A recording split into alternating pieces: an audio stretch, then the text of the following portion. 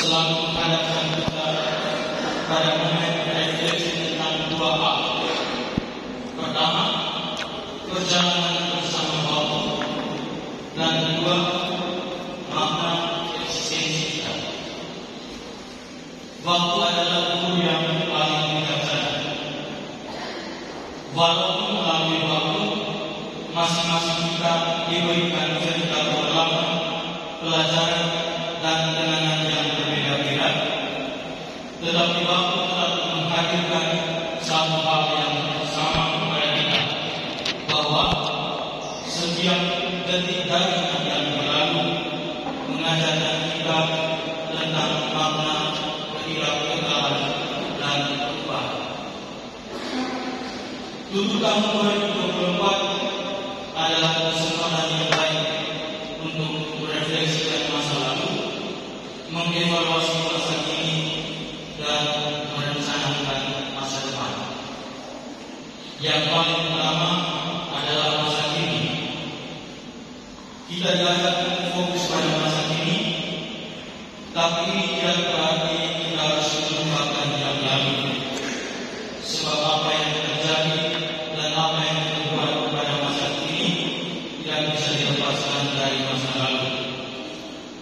Masa kini juga adalah saat untuk menentukan menjadi seperti apa kita di masa depan. Secara tegas, menyingkirkan kata Monsinyur Paulo Miguel, fokus pada masa kini berarti tidak membiarkan diri kita terus menjadi tawanan masa lalu, atau hanya menjadi buka mimpi untuk masa depan. Malam ini menjadi kesempatan yang aman bagi kita untuk merenungkan perjalanan hidup yang telah kita lalui sebagai satu komunitas dengan di Santo Paulus Cathedral. Sebagai imam, bruder, frater, suster, karyawan-karyawati selama setahun ini, saya mengundang kita untuk sejenak bernostalgia kembali melihat diri kita, baik sebagai pribadi maupun sebagai komunitas dalam waktu setahun ini. Namun, nostalgia ini tidak dimaksudkan untuk kembali ke masa lalu atau sekadar terjebak dalam romantisme belaka. Kembali ke masa lalu dapat dianggap sebagai sebuah kebekuan. Sebaliknya, nostalgia yang aktif selalu berdaya progresif, yang mendorong kita terus berjalan ke masa depan dengan berpijak pada masa lalu tanpa membuat kita kehilangan arah atau jati diri. Di penghujung tahun 2024 ini, saya mengajak kita semua untuk pertama, bersyukur atas setiap berkat yang telah kita terima. Dalam perjalanan perjalanan bersama waktu, mari kita ingat untuk bersyukur kepada Tuhan atas setiap berkat dan pelajaran yang telah kita terima. Bersyukur adalah cara kita mengakui peran Tuhan dalam setiap aspek kehidupan kita dan mengingatkan diri kita bahwa kita tidak pernah sendiri dalam perjalanan ini. Kita bersyukur atas segala bentuk kesuksesan, sukacita, serta pencapaian yang menggembirakan hati. Pada tahun ini, kita bersyukur atas kedatangan keempat menang sama saudara tingkat 1 dari usia muda minum. Kita bergembira atas siraman kaum tunggal yang diterima oleh 16 frater kita langsung dari Pater Superior Jenderal yang baru. Kita juga bersyukur atas rahmat abisan 49 imam baru kita di Bedelo dan minum. Juga kita bersyukur atas perak, pancalingu, dan emas kawan beriman para frater senior kita. Di tahun ini kita juga patut berbahagia karena telah menerima para frater kita yang kembali dari tempat Toh dan OTP-nya. Juga bersyukur kita karena menerima dua frater eksis yang kembali ke Pakuan Bunda Sri Sabda. Sebagai penghuni rumah ini, kita juga patut bergembira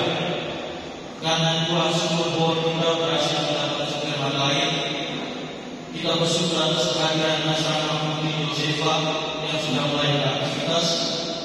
Kita bersyukur atas pembangunan Pulau Melayu di Pengukuran Seminari. Juga kita bersyukur atas kehadiran 9 unit sepeda motor baru atas kemurahan hati para donatur kita. Pada saat yang sama, saya juga mengajak kita untuk mengenali momen-momen mengagumkan di saat kita harus kehilangan 3 anggota rumah kita, Patrian Robi, Patrian Ijemi, dan Patrian Robi. Sebagai orang beriman, kita diajak selalu menaruh harapan kita dalam Kristus yang lahir. Dia adalah terang dunia yang akan membimbing kita melalui kegelapan dan memberikan kita terang hidup. Kedua, saya mengajak kita untuk menemukan makna hidup dalam refleksi dan evaluasi diri. Pertanyaan tentang makna hidup selalu menjadi pusat refleksi filosofis. Tahun ini, sebagai pribadi dan komunitas, kita telah melalui berbagai kegiatan yang membuat kita terus mempertanyakan arah dan tujuan hidup kita. Dalam proses ini, kita menemukan bahwa makna hidup kita seringkali ditemukan dalam hubungan kita dengan yang lain, di dalam rumah beda roh maupun di rumah. Bahwa spiritualitas yang kokoh dan berakar tidak hanya diperoleh melalui proses formasi dalam biara saja, tetapi juga melalui perjumpaan dialektis dengan dunia luar. Di dalam rumah, saya mengajak kita untuk merenungkan kembali relasi persaudaraan yang telah kita jalani selama setahun ini. Relasi antar formator dengan formandi, relasi frater formandi dengan sesama frater, juga relasi para frater dan pater dengan seluruh karyawan-karyawan di rumah ini. Tahun 2024 telah mengajarkan kita bahwa di dalam dunia yang semakin kompleks, kebijaksanaan seringkali ditemukan dalam hal-hal sederhana, dalam mencintai dunia, dalam membangun kebersamaan dengan orang-orang yang diabaikan dalam komunitas, dan dalam kehadiran dan tindakan-tindakan kecil yang membawa kebahagiaan bagi sesama. Segala yang baik patut dilanjutkan dan yang terbaik harus diperbaharui. Akhir tahun menjadi waktu yang baik untuk berjabat tangan dan memperlukan, mengampuni dan memaafkan, baik itu kesalahan orang lain maupun kesalahan diri sendiri. Di luar rumah Lutero, mari kita merenung sejauh mana kita menunjukkan solidaritas kita pada korban bencana alam, bagaimana kita mengambil posisi dan keberpihakan kita atas fenomena keterlukaan kemanusiaan, politik, alam dan agama di tengah dunia. Refleksi atas keterlibatan kita pada misi hati terhadap anak Islam adalah kunci untuk pertumbuhan pribadi dan keadilan. Dengan merenungkan pengalaman kita selama setahun terakhir, kita dapat mengenali kekuatan dan kelemahan kita, serta belajar dari kesalahan dan keberhasilan kita. Refleksi ini memungkinkan kita untuk tumbuh dan berkembang, serta berkomitmen untuk menjadi versi kita yang lebih baik. Ketiga, meninggalkan yang lama dan memeluk yang baru.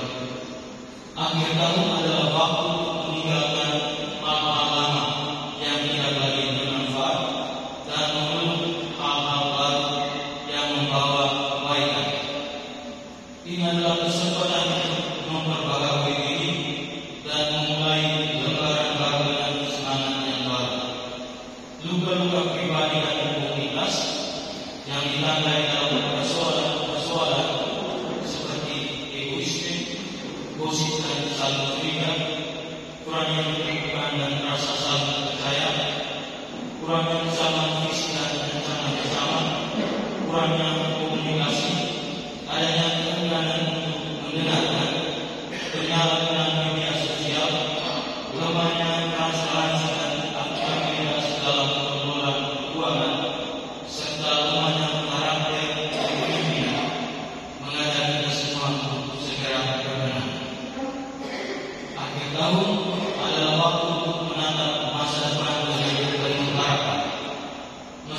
kita tidak tahu apa yang akan datang, kita dapat mempersiapkan diri dengan sikap positif dan tekad untuk menghadapi tantangan yang akan menghadap. Mari kita tinggalkan yang telah berlalu dengan hati yang penuh syukur dan rindu. Tahun 2024 hampir berlalu, meninggalkan kesan-kesan kenangan, pengalaman dan pelajaran berharga. Saat ini di sini di ambang pintu